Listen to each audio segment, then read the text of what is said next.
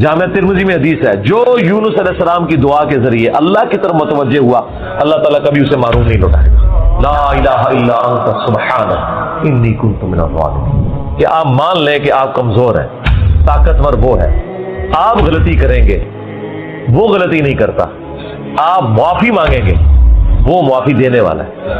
اللہ بھی التواب ہے اور بندے بھی توبہ کرنے والے ہیں۔ اللہ کی توبہ یہ ہے کہ جب آپ اللہ کی طرف رجوع کرتے ہیں، توبہ کا مطلب ہوتا ہے رجوع لانا، تو اللہ آپ کی طرف رجوع لے آتا ہے۔ اب میرے بھائیو، سورۃ المائدہ کی آیت نمبر 105 آ رہی ہے، یہ بھی قرآن حکیم میں چند کریٹیکل آیات میں سے ہے اور تھوڑی تفصیلی گفتگو اس پہ بھی درکار ہے۔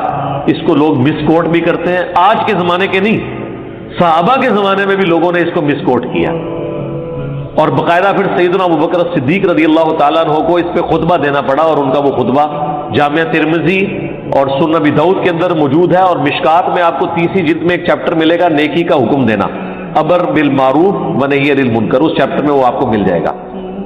پہلے یہ آیت کور کر لیتے ہیں۔ یا ایھا الذین آمنوا علیکم انفسکم، اے اہل ایمان، تم پر صرف اپنی جان کی فکر کرنا لازمی ہے۔ لا یضرکم من ضل، تمہیں کوئی نقصان نہیں پہنچا سکتا جو گمراہ ہو چکا ہے، اذا اهتدیتم، اگر تم ہدایت پر ہو۔ اب یہ اس کے دو طرح کے معنی بن سکتے ہیں، ایک تو یہ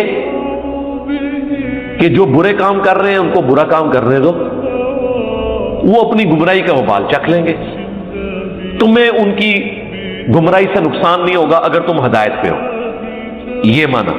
اور یہ معنی لینا شروع کر دیا تھا صحابہ کرام کے زمانے میں لوگوں نے۔ تو جامع ترمذی اور ابو داؤد کے اندر آتا ہے کہ حضرت ابوبکر نے خطبہ دیا اور انہوں نے کہا، لوگوں تم اس آیت کو مس کوٹ کر رہے ہو کہ اے اہل ایمان، تم اپنی جان کی فکر کرو، کوئی نقصان نہیں پہنچا سکے گا تمہیں جو گمراہی پر ہے اگر تم ہدایت پہ ہو، اور تم اس کا مطلب یہ سمجھ رہے ہو کہ ہم نے لوگوں کو نیکی کی دعوت نہیں دینی۔ اللہ کی قسم، میں نے رسول اللہ سے خود سنا تھا صلی اللہ علیہ وآلہ وسلم، اگر کسی جگہ کچھ لوگ آباد ہوں اور وہ برائی کو ہوتا دیکھیں اور اسے روکنے کی کوشش نہ کریں، قریب ہے اللہ تعالیٰ سب کو اپنے عذاب کی لپیٹ میں لے لے گا۔ لہذا اس سے یہ پلی لے کر کہ ہم تو ہدایت پہ ہیں نا، جو گمراہی والے انہیں ہم نے روکنا نہیں ہے، یہ مطلب نہیں لینا ہے اس کا۔ اچھا، اب آپ سوچ رہے ہو کہ پھر کیا مطلب لینا ہے؟ مطلب یہ لینا ہے کہ ان کو دعوت و تبلیغ آپ نے کر لی، اس کے باوجود وہ حق پر نہیں آ رہے، تو آپ نے اپنا فریضہ ادا کر دیا۔ اب یہ نہیں ہوگا کہ ان کی نحوست تم پہ پڑ جائے۔ اگر آپ نے اپنا فرض ادا کر دیا، آپ کا کام تھا سمجھانا اپنے والدین کو، بیوی بچوں پہ تو خیر سختی ہے، قوا انفسکم واہلیکم نارا، بیوی بچوں کے علاوہ باقیوں پہ آپ بائی فورس نہیں کر سکتے، تو آپ نے سمجھا دیا۔ اب خدا نہ خاصا، جس طرح وہ بابا جی ہمارے یہاں آتے تھے ریگولرلی، گجرانوالہ سے فوت ہو گئے، اللہ تعالیٰ ان کی مغفرت کرے، آخری دفعہ جب آئے انہوں نے سوال یہ کیا کہ میرا بھائی نماز نہیں پڑھتا، میں اس کے ساتھ کھانا ہمارا اکٹھا ہے، تو میں کھانا کھا لیا کروں، یہ نہ اس کی نحوست مجھ پہ پڑ جائے۔ میں نے کہا آپ سمجھاتے ہیں؟ کہتے ہیں ہاں میں سمجھاتا ہوں۔ میں نے کہا بس آپ کا فرض ادا ہو گیا، آپ پہ کوئی نحوست نہیں اس کی پڑنی۔ تو یہ نحوست والا کنسیپٹ کہا گیا کہ اگر تم ہدایت پہ ہو نا تو تمہیں نقصان نہیں ہوگا۔ لا تزر وازرۃ وزر اخری، کوئی جان بوجھ اٹھانے والی دوسرے کا بوجھ نہیں اٹھائے گی۔ لیکن یہ اس کے بعد ہے جب آپ وہ 4 شرطیں پوری کریں، الا الذین آمنوا وعملوا الصالحات وتواصوا بالحق وتواصوا بالصبر، حق کی بات کی تلقین کرے، صبر کر لیں، اس کے بعد بھی کوئی نہیں مانتا، تو لا یضرکم من ضل اذا اهتدیتم، تمہیں کوئی نقصان نہیں پہنچائے گی کسی کی گمراہی اگر تم ہدایت ہو۔ اب آپ کو سمجھ آیا؟ اور اس کو سپورٹیو ایک اور حدیث ہے جامع ترمذی میں کہ اگر کسی جگہ ایسے لوگ ہوں جو برائی کو روک سکتے ہوں اور وہ برائی نہ روکیں اپنی زبان سے یا ہاتھوں سے، تو اللہ تعالیٰ سب کو عذاب کی لپیٹ میں لے گا، اور پھر تم دعائیں کرو گے اور تمہاری دعائیں بھی قبول نہیں ہوں گی۔ یہ پریکٹیکلی ہمیں یہی کچھ نظر آ رہا ہے۔ صحیح مسلم میں حدیث ہے، ہو سکے تو برائی کو اپنے ہاتھوں سے روکو، حکمرانوں کا کام ہے، یا گھر میں مرد کا کام ہے جو گھر میں بڑا ہے، ہو سکے تو برائی کو ہاتھ سے روکو، ہاتھ سے نہیں روک سکتے تو زبان سے بھی نہیں روک سکتے تو کم از کم دل میں برا جانو، لیکن اس کو اللہ نے پسند نہیں کیا۔ نبی علیہ السلام فرمایا ذالک اضعف الایمان، یہ ایمان کا سب سے کمزور درجہ ہے۔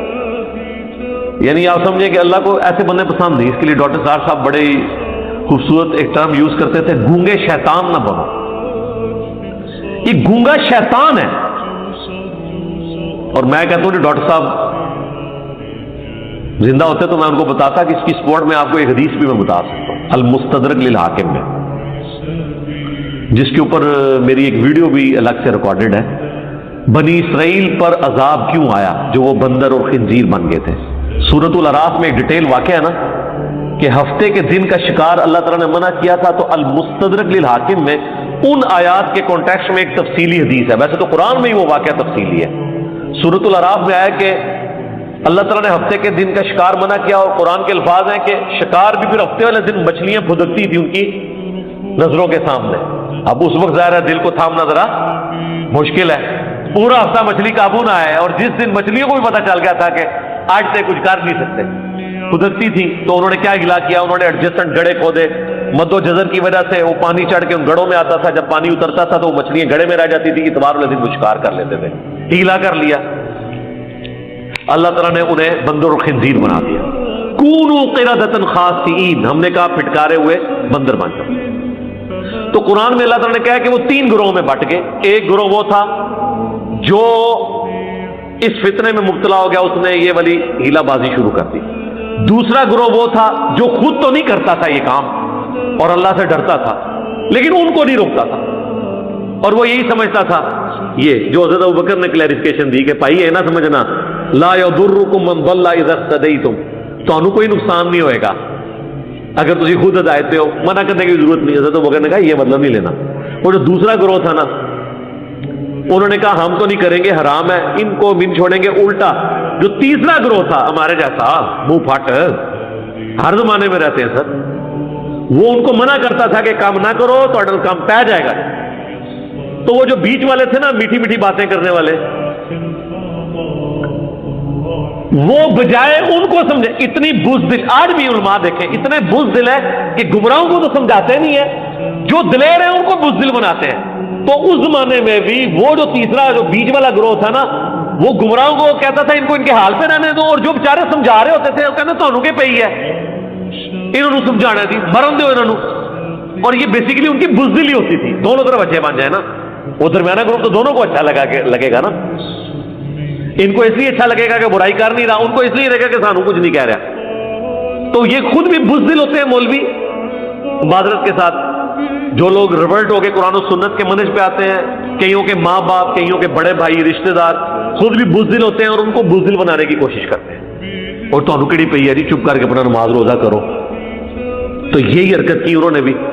تو ان لوگوں نے پتا کیا جواب دیا، انہوں نے کہا ہمیں کوئی ذاتی مسئلہ نہیں ہے، ہم ان کو منع اس لیے کر رہے ہیں کہ اپنے رب کے حضور معذرت پیش کر سکیں کہ یا اللہ ہم سے جو ہو سکتا تھا ہم نے کیا ہے. ان کو سمجھانے کی کوشش کی ہے. وہ جو میں کہتا ہوں نا کہ جنت 4 شرطیں پوری کرنے سے ملنی ہے، الا الذین آمنوا وعملوا الصالحات. بہت آسان، دنیا ہار بھی ڈالے گی گلے میں، لیکن اگلی جو 2 باتیں ہیں وتواصوا بالحق، حق بات کی تلقین کرنی ہے، اور اس کے بعد پھینٹی کنفرم وتواصوا بالصبر، پھر صبر کرنا ہے. یہ 2 کام مشکل ہے.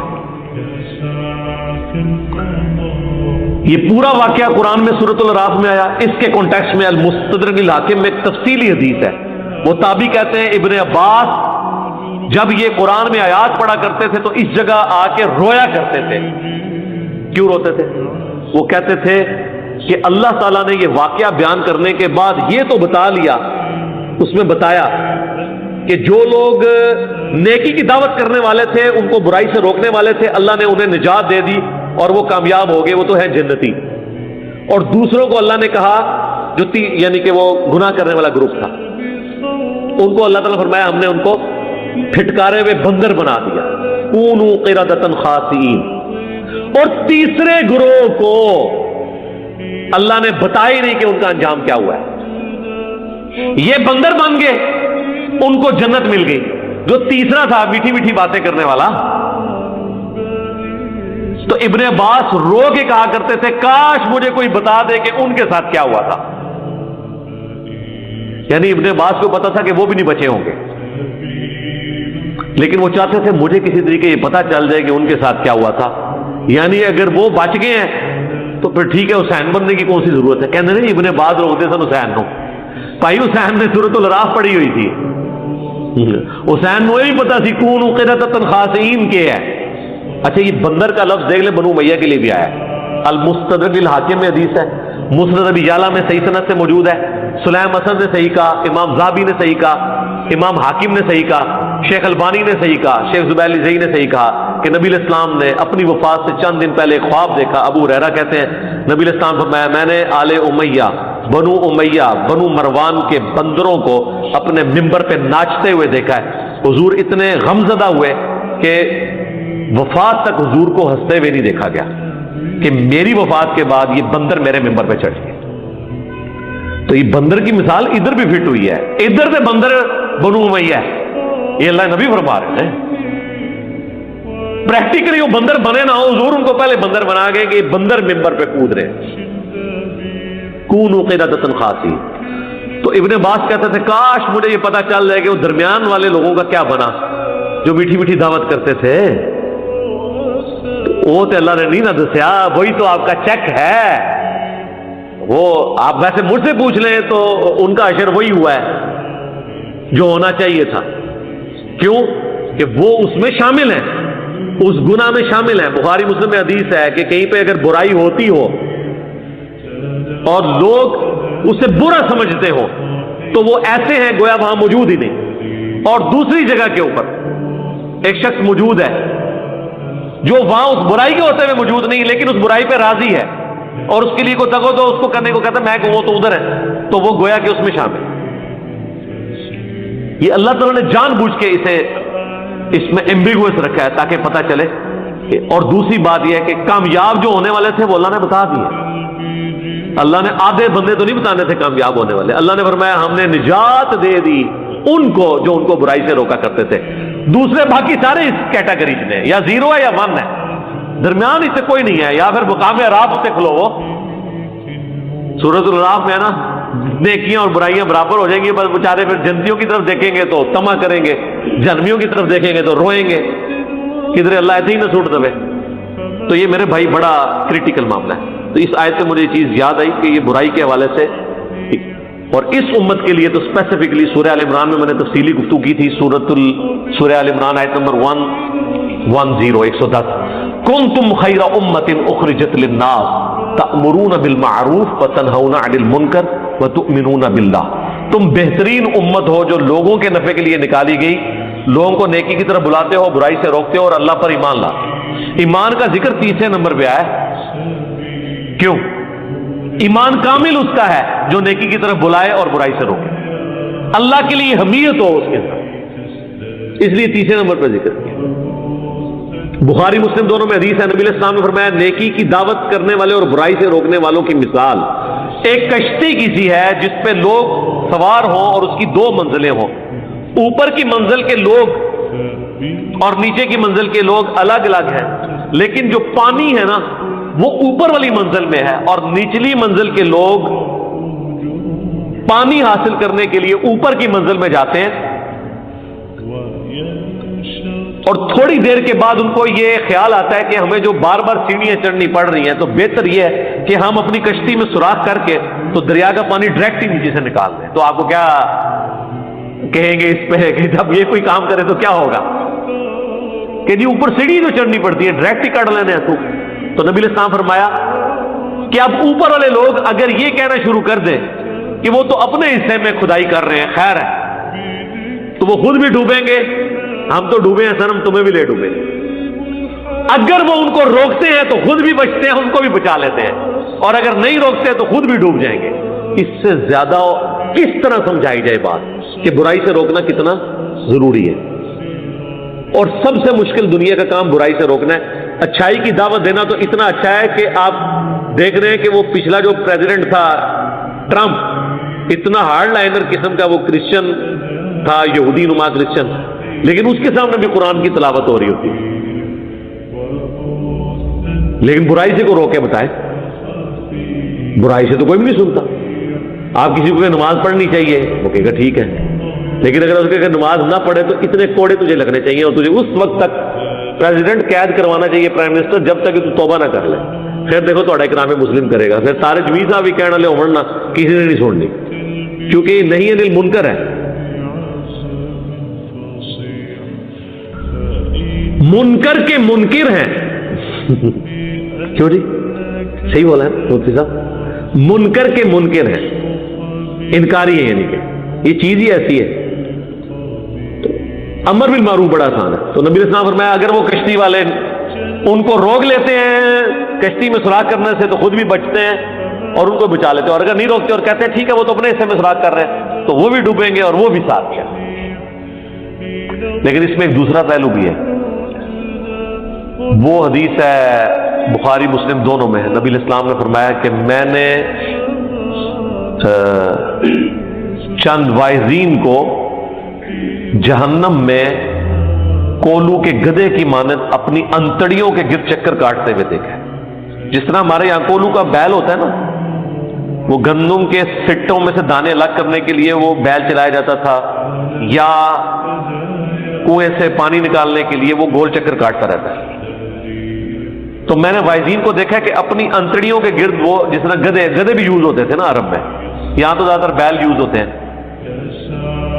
और अहले जहन्नम फिर उसके गिर्द जाके जमा होते हैं कि हजरत साहब हम तो जहन्नम में आए हैं, आप क्यों? आप तो शेखुल तफसीर थे और उस्ताजुल उलमा थे, आप तो यादगार असलाफ थे, तो आप यहां क्या कर रहे हैं?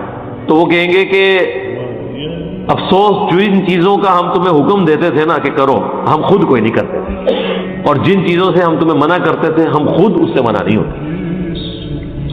और इसका क्लाइमेक्स वो हदीस है जो मैंने करबला वाले रिसर्च पेपर में डाली है, बंदा कांप उठता है। सही मुस्लिम में शुरू में आपको हदीस मिल जाएगी 177, 179, ये दो हदीसें हैं मुस्लिम शरीफ में किताबुल ईमान में, और इमाम मुस्लिम इसे ईमान वाले चैप्टर में लेके आए। एक ताबी अब्दुल्ला बिन उमर से ये हदीस बयान करते हैं कि नबी इस्लाम ने फरमाया कि अल्लाह ताला ने जब भी किसी नबी को मबूस किया ना, तो उसके चंद मुखलिस साथी होते थे जो उसके पैगाम को लेके चलते थे। यानी इसमें खुद रसूलुल्लाह भी शामिल है, और इसको सपोर्टिव सूरह मरियम की आयत भी है कि अंबिया के जाने के बाद नाखलफ लोग उनके जानशीन बन के जिन्होंने नमाजें जाया की और शहवात की पैरवी की, अनकरीब उन्हें दोज़ख की वादी गई में फेंका जाएगा। उस कॉन्टेक्स्ट में मैंने ये तफसीली हदीस बयान की थी। तो अब्दुल्ला बिन उमर से एक ताबी कहता है कि मैंने अब्दुल्ला इब्न मसूद से ये हदीस खुद सुनी थी कि नबी इस्लाम फरमाया जब कभी भी कोई पैगंबर दुनिया में आया ना, उसके साथ यही हुआ है कि उसके चंद मुखलिस साथी होते थे जो उसके पैगाम को लेके चलते थे। फिर जब वो साथी आहिस्ता आहिस्ता दुनिया से जाना शुरू कर देते थे, यानी फौत हो जाते थे, तो उनकी जानशीन ऐसे लोग बनते थे कि वो कुछ कहते थे जो करते नहीं थे, और वो कुछ करते थे जिससे मना किया गया होता था शरीयत में। ऐसे जो लोग हैं, ऐसे हुक्मरान जो हैं, इनके साथ जो हाथ से क़िताल करे वो मोमिन है, जो जुबान से क़िताल करे वो मोमिन है। जैसे मैं क़िताल कर रहा हूं जुबान से, क़िताल के लिए जरूरी नहीं हाथ, लेकिन ना कैसा क़िताल है, जुबान से ही सारे उलमा ज़बा हो गए। आपको ये इल्मी लाशें इनकी नजर नहीं आ रही है, चलते फिरते मुर्दे हैं ये। कहते हैं ना, वो बंदा कहते हैं ज्यादा गम लग जाए, कहते हैं जिंदा लाश है। तो ये सारे फिरकों के उलमा जिंदा लाशें बनी हुई हैं, क्योंकि ये जुबान से इनके साथ क़िताल किया हमने। तलवार तो भी उठाई नहीं है, उम्मीद है तलवार तक नौबत नहीं आनी, इमाम महदी आ जाएंगे, ये वैसे ही तुलक़ा होंगे, ये इंशाल्लाह हमारे साथ मिल जाएंगे आके। इनको वैसे ही उस वक्त हमने माफ कर देना है, 4 महीने का टाइम देना है, या तो आ जाए हमारे साथ, अदरवाइज जहां पाए जाए कत्ल किए जाए। ये सब तुलक़ा होंगे इंशाल्लाह इमाम महदी के जमाने में। और फिर नबी इस्लाम ने फरमाया कि जो दिल में उनसे क़िताल करे वो भी मोमिन है। यानी दिल में तो क़िताल वही लोग करेंगे ना जो मामून नास है। अब ये हदीस को जरा देखें और हजरत हुसैन इब्न अली का आप करैक्टर देखें। हुसैन इब्न अली यही समझते थे ना कि मैं नबी इस्लाम का नवासा, जन्नती नौजवानों का सरदार, और अल्लाह ताला ने हमारे घर में कुरान नाजिल किया, पैगंबर हम में मबूस किया, तो अब पैगंबर के उस दीन का कस्टोडियन तो मैं हूं। और फिर जो सूरतुल मायदा में आता है, क्यों नहीं रोका इनके रुहबान और अहबार ने इन्हें हरामखोरियों से। अल्लाह ताला ने यहूदियों को टॉन्ट किया इस बात में कि इनके उलमा और सूफी इनको हरामखोरियों से क्यों नहीं रोकते। तो नबी इस्लाम की वफात के बाद नबी इस्लाम के बिहाफ पे वो कौन से उलमा थे जिन्होंने हुक्मरानों को बुराइयों से रोकना था? अहलुल बैत, حسین ابن علی یہ سمجھتے تھے. لوگ کہتے ہیں لوگ سمجھاتے سن او یار وہ لوگ سانو نہیں سمجھا سکتے, ساڈے کول بولنا سن انہوں سمجھا دئیے کہ اللہ دے بندے ہو اے آیتاں نے حدیثاں نے. تو حسین ابن علی, اور یہی دیکھیں جو حضرت حسین کو سمجھانے والے تھے ان کو تو سمجھ نہیں آئی ہوئی تھی, لیکن حضرت حسین کے مخالفین کو سمجھ آ گئی تھی. اسی لیے دیکھیں وہ جب تک حسین سے بیعت نہ ہو جائے وہ سکون سے نہیں بیٹھے. پوری دنیا نے بیعت کر لی ہے, خیر ہے, ان کو پتہ ہے کہ ہماری ملوکیت لیجیٹمائز اس وقت ہوگی جب حسین اس کو مانیں گے, کیونکہ حسین کے ماننے کا مطلب ہے کہ ہماری ملوکیت لیجیٹمائز ہو گئی ہے. جو وارث رسول ہیں, پیغمبر کی اولاد ہے, انہوں نے ہمیں مان لیا. اچھا یہ بات ان کو بھی سمجھ تھی کہ جب تک حسین بیان نہ کرے نا ایت اسی جعلی حکمران دیا اتاندلی دے حکمران اسی جدوں تک اے نہ مان لیں, ان کو یہ سمجھ تھی. تو میرا ایک کلپ بھی تھا اس میں, the difference between the natures of ابن علی and ابن عمر, یعنی حسین ابن علی وہ کیوں اتنے ہارڈ لائنر تھے اور دوسری طرف عبداللہ ابن عمر کیوں سافٹ تھے. یہ حدیث وہ تابعی کہتا ہے جب میں نے عبداللہ بن عمر سے بیان کی نا تو انہوں نے اس حدیث کو ماننے سے انکار کر دیا. یہ صحیح مسلم کے الفاظ ہیں, یہ مولانا شریف نہیں ہے, مسلم شریف ہے. اب وہ تابعی کہتا ہے, پھر میں اس پہ ذرا کامنٹ دیتا ہوں کہ وہ صحیح نہیں مان رہے تھے, کیونکہ اگر وہ اس حدیث کو صحیح مان رہے ہوتے تو ان کو یہ پتا چل جاتا ہے کہ میں جو نیوٹرل رہا ہوں یہ تو غلط ہے, حسین کا سٹانس ٹھیک ہے. اور یہ مانتے تھے حسین ابن علی کو, وہ غلط نہیں کہتے تھے, وہ کہتے تھے یہ لوگ مکار ہیں, آپ کو شہید کر دیں گے, آپ کر رہے ٹھیک ہے. اور پھر آپ دیکھیں مجموع الزوائد کے اندر المستدرک للحاکم میں موجود ہے, ہم نے کربلا والے ریسرچ پیپر میں ڈالا ہے کہ عبداللہ بن عمر آخری وقت میں کہتے تھے کہ مجھے پوری زندگی کوئی نیکی چھوڑنے پر کوئی شرمندگی نہیں ہے, میں نے کوئی بھی گناہ کا کام نہیں کیا, نہ کوئی نیکی چھوڑی ہے, اپنی طرف سے پوری کوشش کی, سوائے ایک کام کے کہ میں نے حضرت علی کے ساتھ مل کر باغی گروہ کے خلاف قتال نہیں کیا. تو یہ عبداللہ ابن عمر کو اپنی وفات کے دنوں میں یہ بات سمجھ آ گئی کہ مجھ سے غلط ہوا. اور دیکھ لیں پھر جس بنو امیہ کے خلاف وہ کھڑے نہیں ہوئے اسی بنو امیہ نے انہیں مروایا. صحیح بخاری میں ان کے پاؤں میں تیر مروا دیا تھا حجاج ابن یوسف نے, نیزہ مروا دیا تھا, اور اسی سے ان کی شہادت ہوئی ہے 74 ہجری میں. تو آخری وقت میں سمجھ آ گئی. تو وہ تابعی کہتا ہے عبداللہ بن عمر نے اس حدیث کو ماننے سے انکار کیا کیونکہ یہ تو ان کی پوری ڈاکٹرن کے خلاف تھی نا, کہ جی ان حکمرانوں کے خلاف جو ہاتھ سے قتال کرے وہ مومن ہے, جو زبان سے کرے مومن ہے. یہ ان حکمرانوں کی بیعت کیے ہوئے تھے, بخاری مسلم میں یزید کی بیعت کی تھی عبداللہ ابن عمر نے, حضرت علی کی بیعت نہیں کی کہ جی اختلاف پیدا ہو گیا, یزید کی بیعت کر لی. بخاری مسلم میں آتا ہے. پھر یہ لوگوں کو بیعت توڑنے سے روکتے بھی تھے واقعہ کربلا کے بعد, اور جن کو روک رہے تھے وہ بھی صحابہ ہی تھے نا. انہوں نے کوئی انجینئر صاحب کی ویڈیوز تو نہیں دیکھی تھی. عبداللہ ابن مطیع بخاری مسلم میں آتا ہے. تو اور یہ البدایہ والنہایہ سے ایک حوالہ پیش کرتے ہیں تاریخ ابن کثیر سے کہ محمد بن انفیہ عبداللہ ابن مطیع سے ملے تو ان کو کہا کہ میں نے تو یزید کو بڑا صوم و صلات کا پابند پایا ہے اور سنت ڈھونڈنے والا, تلاش کر کر کے اس پہ عمل کرنے والا پایا ہے. یعنی جن کے باوجداد نے سنتیں ڈھونڈ ڈھونڈ کے قتل کی ہیں اس کو انہوں نے سنت کے اوپر عامل اور ڈھونڈ ڈھونڈ کے. تو عبداللہ ابن مطیع نے کہا کہ حضرت جتنا عرصہ آپ رہے ہیں نا وہاں اتنا عرصہ میں اس نے یہ نیکی کے کام کیے ہیں, ادروائز وہ شرابی ہے اور شریعت کی حرام کردہ چیزوں کو اس نے حلال ٹھہرایا ہوا ہے, قریب آسمان سے پتھر برس پڑے. یہ کون کہہ رہا ہے؟ عبداللہ ابن مطیع صحابی, اور محمد بن انفیہ تابعی ہے. پوری روایت بیان کریں نا, تابعی اور صحابی کا کال ٹکرائے تو ہم کس کی بات کو مانیں گے؟ اور ویسے بھی اصول محدثین ہے کہ جب کوئی شخص اس بات میں بات کر رہا ہو نا اور دوسرا نفی میں, تو نفی جہالت کی بنا پہ بھی ہو سکتی ہے کہ اس کو پتہ نہ ہو. اس بات جو شخص کرتا ہے اس کی رائے زیادہ ہوتی ہے. یعنی ایک شخص کہتا ہے میں نے ایسے ہوتے ہوئے دیکھا, دوسرا کہتا ہے میں نے تو نہیں دیکھا, تو اس کا یہ مطلب نہیں کہ وہ کام ہوا نہیں ہے. بخاری مسلم میں آتا ہے نا کہ ایک صحابی کہتے ہیں میں نے نبی علیہ السلام کو کعبے کے اس چوکور کمرے کے اندر نماز پڑھتے ہوئے نہیں دیکھا. دوسرے صحابی کہتے ہیں میں نے نبی علیہ السلام کو اس کمرے کے اندر فلاں ستون کے پاس نماز پڑھتے ہوئے دیکھا ہے. تو آپ مجھے بتائیں کس صحابی کی بات مانی جائے گی؟ جس نے دیکھ لیا. کیونکہ نہ دیکھنا تو جہالت کے وجہ سے, یہ جہالت عربی والی ہے, اردو والی نہ, جہالت سے مراد ہے نہ جاننے کی وجہ سے, ان نون ہونے کی وجہ سے ایسے ہو سکتا ہے. لیکن جس نے دیکھ لیا, تو عبداللہ ابن مطیع تو دیکھ آئے تھے کہ اس نے کیا حرکتیں کی ہیں. تو تو عبداللہ بن عمر کو یہ بات سمجھ آئی. اچھا وہ اب تابعی کہتے ہیں، مسلم شریف کے الفاظ ہیں کہ میں بڑا عرصہ پریشان رہا کہ عبداللہ بن عمر کو میں اب کیسے منواؤں اس بات پہ. تو اللہ کا کرنا ہوا کہ حضرت عبداللہ ابن مسعود تشریف لے آئے مدینہ شریف. تو مجھے خود ہی ایک دن عبداللہ بن عمر نے کہا کہ ابن مسعود کی جا کے زیارت نہ کریں، ظاہر سینئر صحابی ہیں وہ، انہوں نے ہی جانا تھا ان کے پاس.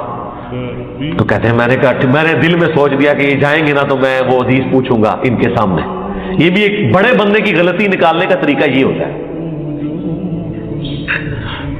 تو کہتے ہیں میں وہاں جب گیا، ملاقات ہوئی تو میں نے ابن مسعود سے کہا کہ حضرت آپ نے مجھ سے یہ حدیث نہیں بیان کی تھی کہ جب بھی کوئی پیغمبر آیا اس کے کچھ مخلص ساتھی ہوتے تھے، جب وہ چلے جاتے تھے پھر نااہل حکمران بن جاتے تھے ان کے جانشین. وہ کرتے تھے جس کا حکم نہیں ہوتا تھا، اور جس چیز سے روکا گیا ہوتا تھا وہ کرنا شروع کر دیتے تھے. ان سے جو ہاتھ سے قتال کرے وہ مومن ہے، جو زبان سے کرے وہ مومن ہے، اور جو دل میں برا جانے وہ بھی مومن ہے، لیکن وہ آخری درجے کا.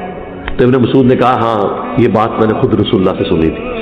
پھر کہتے ہیں عبداللہ بن عمر خاموش ہو گئے، ان کو پتہ چل گیا کہ یہ حدیث ٹھیک ہے. اس سے یہ بھی پتہ چلا کہ کسی حدیث کے بارے میں کوئی ریلیکٹنٹ ہو سکتا ہے، لیکن جب اس کی تصدیق ہو جائے اس کے بعد کسی شخص کو یہ حق حاصل نہیں ہے کہ اس چیز سے انکار کرتا ہے. اور اس سے یہ بھی پتہ چلا کہ کسی حدیث پہ عقلاً اعتراض کرنا کوئی گناہ یا گمراہی نہیں ہے، لیکن جب پتہ چل جائے اس کے بعد گمراہی ہے. ان کو یہ چیز ہضم نہیں ہو رہی تھی کہ ایسے کیسے ہو سکتا ہے، کیونکہ اگر ایسے ہوتا تو ان کی پوری ڈاکٹرین اپنی ختم ہوتی تھی. وہ تو خود نیوٹرل ہو کے بیٹھے ہوئے تھے، کیونکہ انہوں نے تو کوئی نہیں بنو امیہ کے خلاف قتال کیا ہوا تھا. اور میرا خیال ہے شاید یہی وجہ تھی کہ آخری وقت میں پھر وہ پچھتاتے تھے، جو میں نے آپ کو مجموع الزوائد اور المستدرک الحاکم کی روایت بتائی. اب یہ ساری باتیں سورۃ المائدہ کی آیت نمبر 103 کی تفسیر میں ڈاکٹر اسرار صاحب تو بیان نہیں کریں گے، یہ کوئی بریلوی عالم تو بیان نہیں کرے گا، دیوبندی تو نہیں کرے گا. اول تو ان میں سے اس میں سے کئی چیزوں کا ان کو پتہ ہی نہیں ہوگا. تو اللہ کے فضل سے ہماری جو تفسیر کی کلاس ریکارڈ ہو رہی ہے نا علا وجہ بصیرت، اس کو جو بندہ بھی سنے گا، اللہ کا فضل ہے سورۃ المائدہ بھی ہماری کمپلیٹ ہونے والی انشاءاللہ تعالی. جو بندہ بھی اسے سنے گا اس سے پتہ چلے گا کہ واقعی کو ویلیو ایڈیشن ہوئی ہے. اس کے بعد سینکڑوں تفاسیر آپ پڑھتے رہیں اور ڈھونڈتے رہیں چیزیں. ایون جس کے بارے میں ان کا مان ہے نا تبری اور ابن کثیر، وہ بھی آپ پڑھ کے دیکھ لیں. اتنی تفصیلی گفتگو ادھر بھی ایک آیت کے کانٹیکسٹ میں نہیں ہوتی، اسکیٹرڈ فارم میں ہوتی ہیں. کئی چیزیں انہوں نے اسکپ بھی کی ہوتی ہیں امت کے وسیع تر مفاد کے اندر، کیونکہ جب سنی شیعہ کنفلکٹ آ گیا ہے اس کے بعد آپ ہر چیز کو آپ نے یہ اینک لگا کے دیکھنا ہے کہ ادھر یہ ڈنڈی کیوں لگی ہوئی ہے، وہ اس کے پیچھے کوئی اور مسئلہ ہو. ہر گل بھی ایک گل ہوتی ہے، وہی اصل گل ہوتی ہے. جو پنجابی میں کہا جاتا ہے نا ہر بات کے اندر کی ایک بات ہوتی ہے اور وہی اصل بات ہوتی ہے. کیونکہ وہ بات جب بیان کی جاتی ہے تو میرے بھائی پھر گالیاں پڑتی ہیں. لوگ کہتے ہیں یار، وہ اکثر کہہ دیتے ہیں یار ٹھیک ہے یہ ہے تھا، لیکن ایسے قرآن میں بیان کرنا کیوں ضروری تھی؟ اس لیے کہ قرآن میں تو اتنا سخت فتویٰ آیا ہے امر بالمعروف و نہی عن المنکر کے حوالے سے، تو ہم نے ہر وہ چیز ڈسکس کی. ویسے تو آپ کہتے ہیں جی صحابہ جو ہیں وہ ہمارے لیے رول ماڈل ہیں، تو حضرت حسین صحابی نہیں ہے؟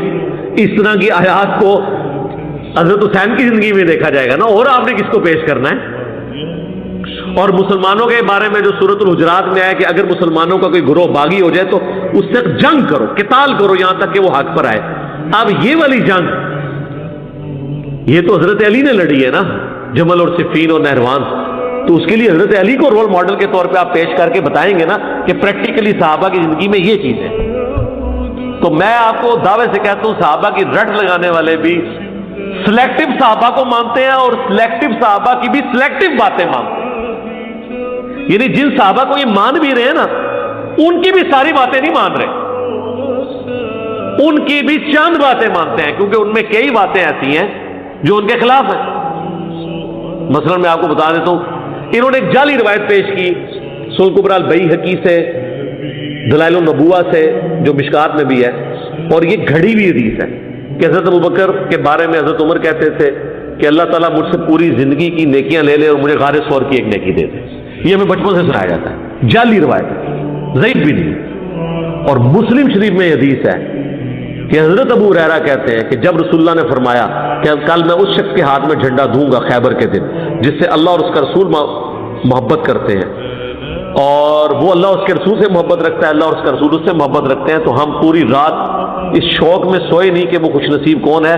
صبح حضرت علی کو وہ جھنڈا ملا اور حضرت عمر کہا کرتے تھے کہ یہ پہلا اور آخری موقع تھا کہ مجھے یہ خواہش ہوئی, میں نے کبھی کسی عمارت کی تمنا نہیں کی لیکن یہ مجھے خواہش ہوئی کہ وہ جھنڈا علی کی بجائے مجھے مل جاتا. اب یہ حدیث ہے مسلم شریف میں حضرت علی کے فضائل میں, یہ کتنے سنی علماء کو بھی پتہ ہے, اور میں نے یہ چیلنج دیا ہے کہ مجھ سے پہلے اس روئے ارض پہ یہ حدیث کسی نے امام مسلم کے علاوہ بیان کی ہو, امام مسلم کو نقل کی ہے, کسی عالم کی تقریر میں ہو, حضرت علی کے فضائل والے چیپٹر میں کسی نے یہ والا حصہ نقل کیا ہو. بس اتنا کرتے ہیں, اللہ اور اس کے رسول سے محبت کرتے ہیں اور وہ اللہ اور اس کے رسول سے محبت کرتا ہے. یہ اگلے مسلم کے الفاظ جو حضرت ابو ہریرہ نے نقل کیے, اور اس میں میں نے شیعہ کو بھی پھکی دی ہے کہ تم حضرت ابو ہریرہ کے بارے میں زبان کھولتے ہو, حضرت ابو ہریرہ نے اہل بیت کی شان کی حدیثیں بیان کی ہیں, ان میں یہ بھی حدیث ہے, یہ حضرت ابو ہریرہ نے بیان کی ہے. میں نے اپنے ممبر پہ بنو امیہ کے بنو مروان کے بندروں کو کودتے ہوئے دیکھا ہے, یہ بھی حضرت ابو ہریرہ نے روایت کی ہے المستدرک الحاکم میں اور مسند ابی جعلہ کے اندر یہ جو روایت آتی ہے یہ بھی حضرت ابو ہریرہ نے بیان کی ہے.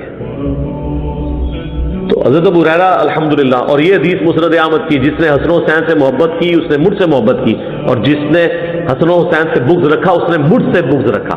یہ حدیث بھی حضرت ابو ہریرہ نے بیان کی ہے, اور یہ حدیث حضرت ابو ہریرہ کے علاوہ کسی شخص نے بیان نہیں کی ہے. یعنی حضرت حسین سے بغض, رسول اللہ سے بغض, اور رسول اللہ سے بغض کیا ہے, اللہ تک بات ہے. ان الذین یؤذون اللہ ورسولہ لعنہم اللہ فی الدنیا والآخرہ, جو اللہ اور اس کے رسول کو اذیت دیتے ہیں دنیا اور آخرت میں ان پر اللہ کی لعنت ہے, اور اللہ نے ان کے لیے ذلیل و خوار کر دینے والا عذاب تیار کر رکھا ہے. اللہم لا تجعلنا منہم, اللہم انی اسألک حبک وحب من یحبک وحب عمل یقربنی الی حبک, آمین. تو یہ حضرت ابوبکر نے یہ آیت پڑھی, اور اس کا باقی حصہ رہتا ہے الی اللہ مرجعکم, تمہیں لوٹ کر اللہ کی طرف جانا ہے, جمیعا تم سب کے سب کو, فینبئکم بما کنتم تعملون, پھر تمہیں وہ آگاہ کر دے گا جو کچھ تم دنیا میں عمال کیا کرتے تھے. یعنی اللہ فیصلہ کرے گا کہ کسی شخص نے کسی کو برائی سے روکا نہیں روکا, کس لیول کا مومن تھا, اس سے کیا ریکوائرمنٹ تھی, اور اس نے اس سے کم کیا. اب علماء تو یہ بہانہ نہیں کر سکتے کہ ہم دل میں برا جانیں گے. یہ ایک عام ریڑھی مان مزدور تو کہہ سکتا ہے کہ میری تو اتنا علم ہی نہیں کہ میں زبان سے روک سکوں, لیکن علماء تو نہیں یہ بہانہ کر سکتے, اور حکمران یہ نہیں کہہ سکتے جی میں نے تو صرف زبان سے روک دیا تھا, میرا اس کے بعد لینا دینا کوئی نہیں. ان کو تو اللہ پوچھے گا تیرے ہاتھ میں سلطہ تھا, تیرے ہاتھ میں مینجمنٹ تھی, تو بائی فورس چیزیں کروا سکتا تھا, تو نے کیوں نہیں ختم کروائی. سپریم کورٹ نے فیصلہ کر دیا تھا سود کے حرام ہونے پہ, جب نواز شریف صاحب دوسری دفعہ پرائم منسٹر بنے, اور ان کی حکومت نے یونائٹڈ بینک کے تھرو سٹے لے لیا, وہ آج تک سٹے ہے. یہ ہماری عدالتیں ہیں, یہ ہمارے پرائم منسٹرز ہیں, یہ ہماری حکومتیں ہیں کہ پچھلے 22-23 سال سے سٹے لے کے بیٹھے ہوئے ہیں کہ سود ہے تو حرام ہے, لیکن ہم نے اپنے بینکوں سے سود ختم نہیں کرنا, جبکہ فیصلہ آ چکا ہوا. تو یہ کتنے مخلص ہیں اسلام نافذ کرنے کے, یہ آپ خود فیصلہ. تو یہ اللہ نے فرمایا نا کہ تمہیں لوٹ کے اللہ کی طرف آنا ہے, وہ خود فیصلہ کر دے گا کس کا کتنا اختیار تھا اور اس نے کیا کیا. اچھا اب یہ بات مجھے بھی پتا, لیکن جب میں نے اس بندے کے منہ سے یہ بات سنی نا, پھر میں نے غور کرنا شروع کیا. اس نے کہا کہ ہر وقت اللہ آپ کے سامنے ہونا چاہیے. تو پھر میں نے سوچا واقعی یار اسلام تو ہے ہی سینٹرڈ اراؤنڈ گاڈ ہے. صبح سے لے کر شام تک ہر چیز خدا کے گرد گھومتی ہے. صبح اٹھ کے آپ پہلا جملہ کیا بولتے ہیں, الحمدللہ الذی احیانا بعد ما اماتنا والیہ النشور.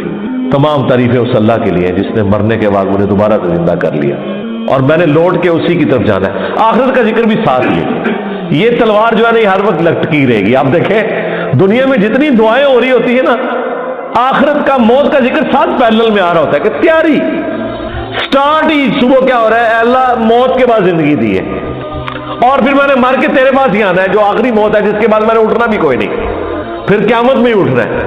یہ سٹارٹ ہو رہا ہے.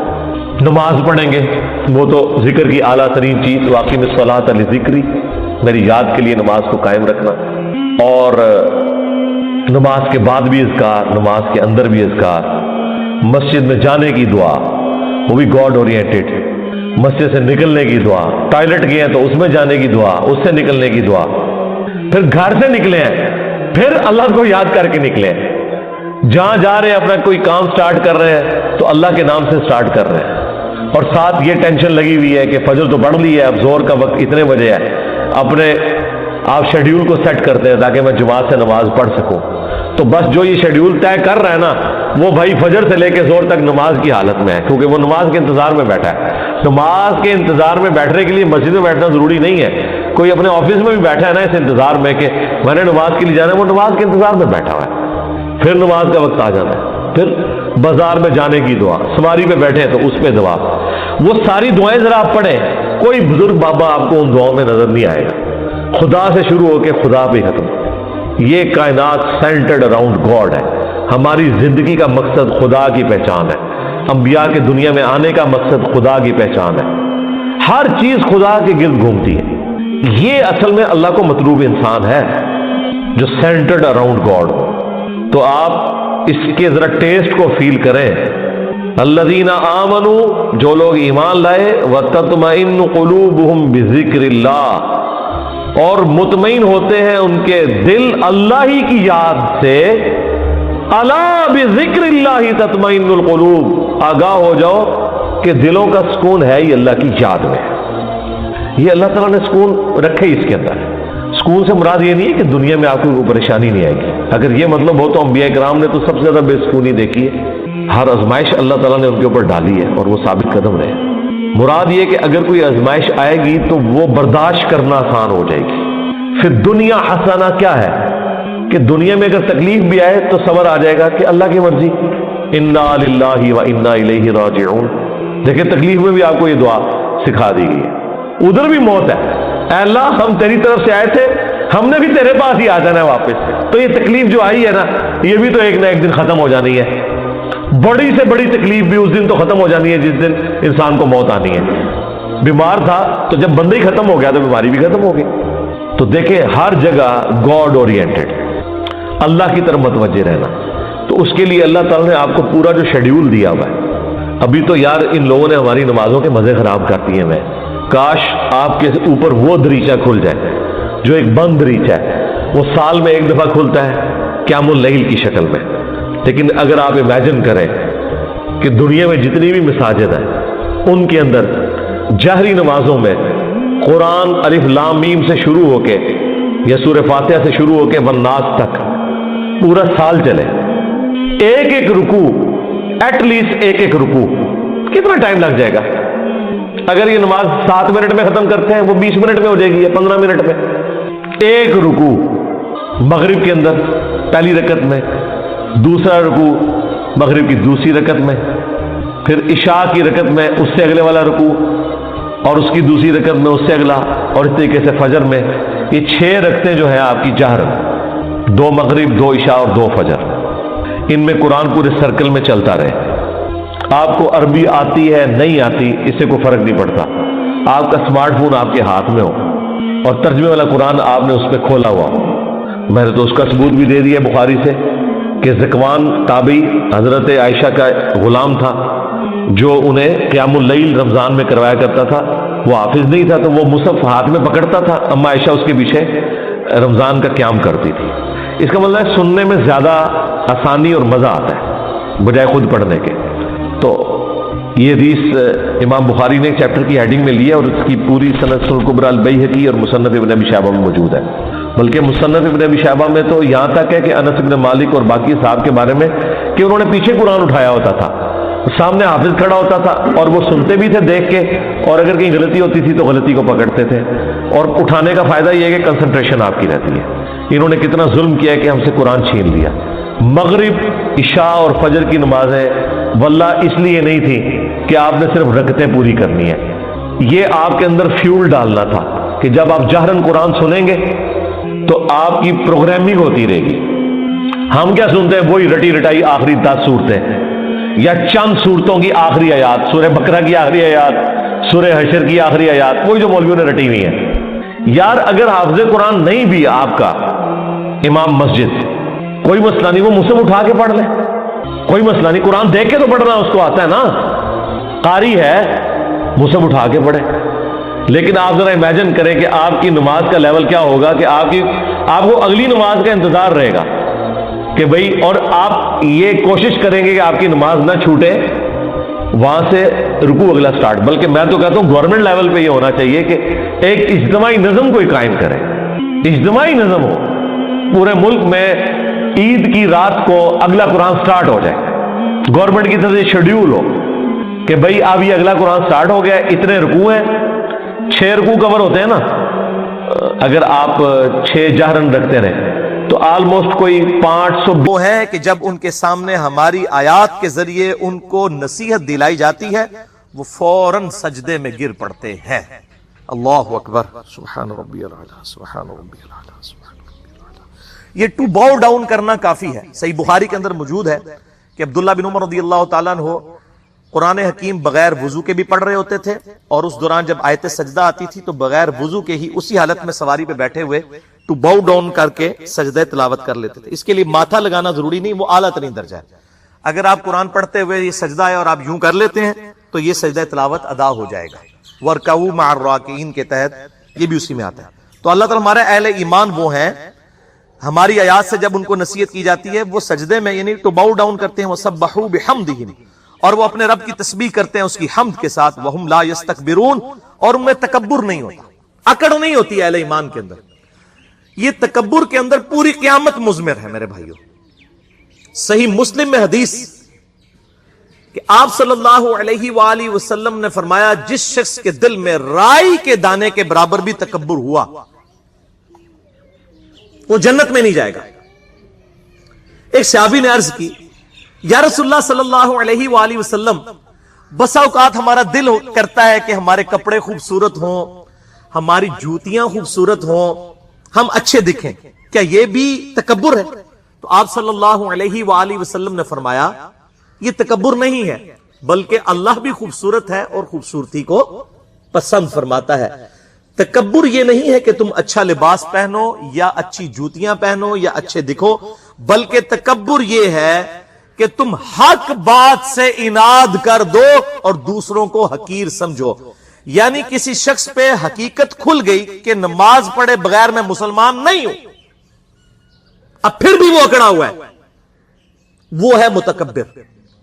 اگر کسی نے اچھے کپڑے پہنے ہوئے ہیں لیکن اس کے باوجود وہ دوسروں کو حقیر سمجھ رہا ہے تو متکبر ہے، اور اگر وہ اچھے کپڑے پہن کے دوسروں کو حقیر نہیں سمجھ رہا کوئی متکبر نہیں. حق بات سے اناد کرنا، اس سے روگردانی کرنا، یہ اصل تکبر ہے. ایک بندے کو صحیح بخاری اور صحیح مسلم سے نماز کا طریقہ کھول کے بتا دیا کہ میرے بھائیوں نبی صلی اللہ علیہ وآلہ وسلم اس طریقے سے سنت کے مطابق نماز پڑھتے تھے کہ رکوع میں جاتے وقت اور رکوع سے اٹھتے وقت رفع الیدین کرتے تھے. اور وہ کہ نہیں ساڑھے بزرگ پاگل سے انہوں نے نہیں پتا لگا. بھائی بزرگ اللہ کے پاس چلے گئے، وہ اپنے اعمال کا جواب دہی خود کریں گے. ہمارے سامنے جو کتاب و سنت کے دلائل ہیں ہم نے تو اس کے سامنے سر تسلیم خم کرنا ہے، نہ کہ ہم نے کسی اور کو دیکھنا ہے. ہمارے لیے تو آئیڈیل ہمارے محبوب صلی اللہ علیہ وآلہ وسلم کی مبارک ذات ہے، نہ کہ کسی دنیا دار شخص کی یا ہمارے آباء و اجداد ہمارے لیے آئیڈیل ہے. لقد کان لکم فی رسول اللہ اسوۃ حسنہ، بے شک رسول اللہ صلی اللہ علیہ وآلہ وسلم کی زندگی میں تمہارے لیے بہترین نمونہ ہے. الحمدللہ. تو یہ تکبر کی میں نے ڈیفینیشن بھی بتا دی اس حوالے سے. اللہ تعالیٰ فرماتا ہے دنیا میں ان کی حالت کیا تھی؟ تتجافا جنوبہم عن المضاجع یدعون ربہم خوفا وطمعا.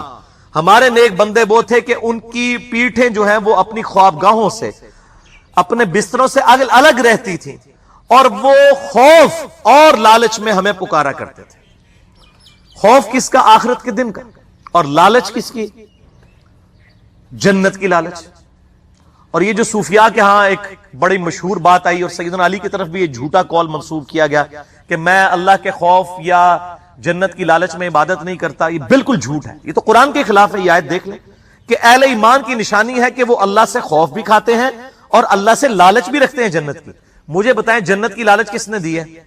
اللہ نے. اب کوئی شخص کہتا ہے مجھے جنت نہیں چاہیے تو وہ کس کو نگیٹ کر رہا ہے؟ اللہ کو. دوزخ کا ڈر کس نے سنایا؟ اللہ نے. اگر وہ کہتا ہے جی مجھے دوزخ کا ڈر نہیں اور عجیب و غریب قسم کی باتیں کرتا ہے، یہ کتاب و سنت کی تعلیمات میں یہ باتیں نہیں، یہ آپ کی جذباتی ڈاکٹرائن ہے، جذباتی جملے ہیں، ان کی کوئی حقیقت نہیں ہے، یہ صرف جذباتی بات ہے.